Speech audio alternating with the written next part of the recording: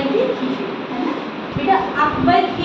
अकबर जो हमारे यहाँ पे मुगल शासक थे, उनके यहाँ पे 12 नवरत्न थे, मतलब वो एक एक क्वीन, जो संगीत में अच्छे हैं उनको, ठीक है, जो नृत्य में अच्छे हों उनको। बीरबल जो थे उनके ऐसे नवरत्न थे जो बहुत बुद्धिमान थे, ठीक है।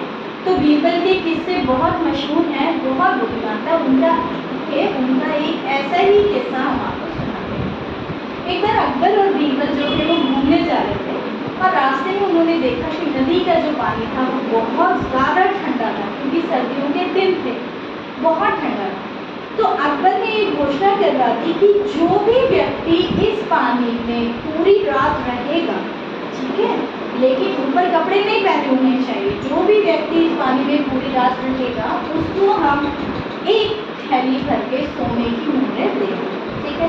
तो एक किसान जो था वो बहुत गरीब था, वैसे भी उनके पास खाने को कुछ नहीं था, बेटी की शादी भी होनी थी, तो उनको लगा कि मैं कुछ ऐसा कर सकता हूँ, ठीक है।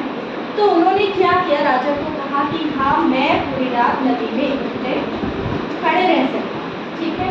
उन्होंने वैसा ही किया, सबने चारों तरफ, मतलब रात इतनी ठंड थी कि उनकी निगरानी कौन करेगा, तो वहाँ पे छोड़ दिया उनको, दूर से सैनिक जो थे वो वॉच कर रहे थे।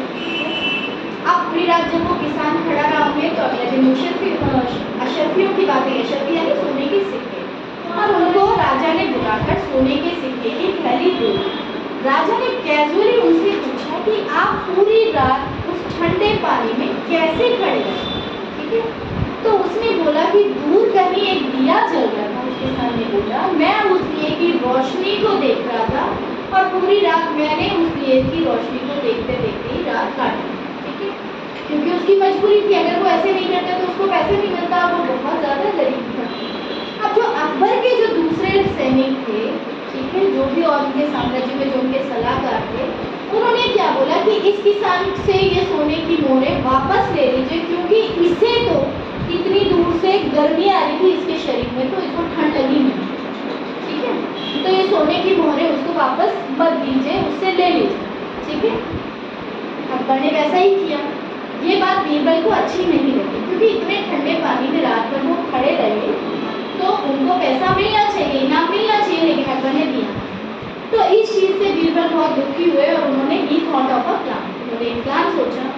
उन्होंने क्या किया कि एक तिपाया होता था बेटा, है ना, कि बहुत ऊपर, जैसे ऐसे बहुत ऊपर उन्होंने क्या किया, एक मटकी बांधी, उसमें दाल चावल और पानी रख दिया खिचड़ी के लिए, और नीचे आग जला, बहुत नीचे, मटकी को बहुत ऊपर बांध दिया और नीचे आग जला दी, ठीक है। और उस आग को जल रही है आग, लेकिन खिचड़ी नहीं बन रही।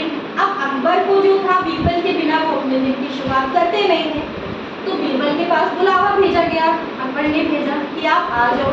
तो बीरबल ने जो भी सैनिक बुलाने आए थे उन्होंने कहा कि अभी मेरी आज तबीयत ठीक नहीं है, मुझे खिचड़ी खानी है। ये आपको पता है ना कि अगर हम बीमार होते तो हम खिचड़ी खाते हैं, क्योंकि खिचड़ी सबसे हल्का खाना है, ईजी टू डाइजेस्ट होता है।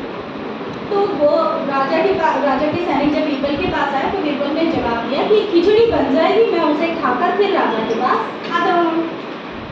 दिन हो गया, फिर भी बीरबल नहीं आया। खिचड़ी ऐसे ही चल रही थी, आग नीचे चल रही थी और मटकी जो थी वो ऊपर बनी हुई थी बांधने के लिए। पहले तो मटकियों में खाना बनता था। दोपहर हो गई, फिर राजा ने सैनिक भेजे, तो बीरबल ने वही जवाब दिया कि जब ये खिचड़ी बन जाएगी मैं उसे खा के दरबार में आ जाऊंगा। शाम हो गई, फिर भी बीरबल नहीं आया, ठीक है। तो फिर इस बार जब बीरबल ने यही जवाब दिया कि खिचड़ी बन जाएगी मैं उसे खा के आ जाऊंगा, तो जब शाम हो गई तो बीरबल के पास अकबर राजा खुद आए, और अकबर ने देखा कि ऐसे नीचे आग जल रही है, ऊपर खिचड़ी रखी हुई। तो अकबर ने बीरबल को कहा कि जब आग में और खिचड़ी में इतना डिफरेंस है, इतनी दूरी है, तो ये खिचड़ी बनेगी कैसे और आप खाओगे कैसे।